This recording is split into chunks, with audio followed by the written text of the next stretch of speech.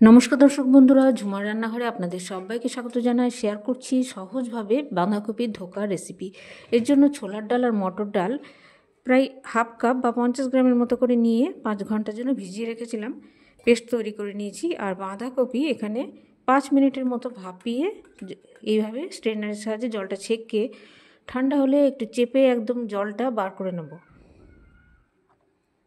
এরপর ডাল বাটার মধ্যে বাঁধাকপিটা মিশিয়ে নেব, যেন জল না থাকে খেয়াল রাখতে হবে। তো ভালো করে মিশিয়ে নিয়েছি। এবার এর মধ্যে দিয়ে দেবো পরিমাণ মতো নুন, সামান্য চিনি, আর দিয়ে দিচ্ছি আদা বাটাটা আর লঙ্কার গুঁড়ো, টেস্ট অনুসারে দেবেন। ভালো করে মেখে নেব।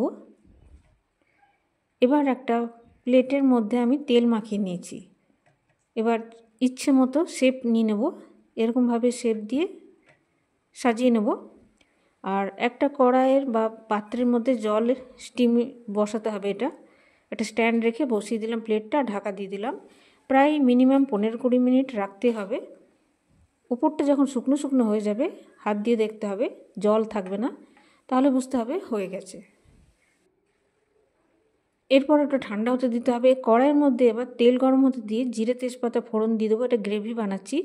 একটা বাটিতে অল্প জলের মধ্যে ধনে গুঁড়ো, জিরে গুঁড়ো, ধনে গুঁড়োটা বেশি, জিরে গুঁড়ো কম, হলুদ লঙ্কার গুঁড়ো পরিমাণ মতো নিয়ে, আমি মশলা খুব বেশি দিইনি, জলে গুলে দিয়ে দিলাম। এর সাথে সামান্য আদা বাটাও দিয়ে দিয়েছি। ভালো করে মশলাটা কষে নেব লো ফ্লেম করে। একটু কাশ্মীরি লঙ্কার গুঁড়ো দিয়ে দিলাম। এবার এখানে একটু ফ্যাটানো টক দই দিয়ে ভালো করে মিশিয়ে নেব ফ্লেমটা কম করে। পরিমাণ মতো চিনি দিয়ে দিচ্ছি, নিরামিষ রান্না চিনিটা দিতে হবে। এদিকে এটা ঠান্ডা হয়ে গেছে, তারপর ওঠাতে হবে। তো একদম সুন্দরভাবে তৈরি হয়ে গেছে। একটু তেলে ভালো করে ভেজে নেব।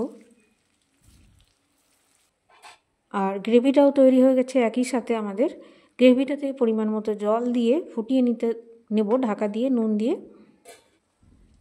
ততক্ষণে এগুলো ভাজা হয়ে যাবে। বেশ লাল করে ভেজে নেব।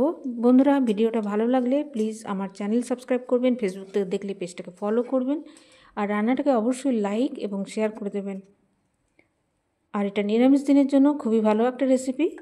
এবার গ্রেভির মধ্যে এইগুলো দিয়ে, ধোকাগুলো দিয়ে একটু ফুটিয়ে নেব, খুব বেশি না ফোটালেও হবে। 3-4 মিনিট ঢাকা দিয়ে দিয়েছিলাম। এবার একটু দুধের মালাই বা ফ্রেশ ক্রিম ব্যবহার করতে পারেন। শেষে গরম মশলা আর ঘি ছড়িয়ে নামিয়ে নিতে হবে। তো বন্ধুরা, আবারও একটা অন্য নতুন ভিডিও নিয়ে আপনাদের সামনে হাজির হব। ভালো থাকবেন, সুস্থ থাকবেন। ধন্যবাদ।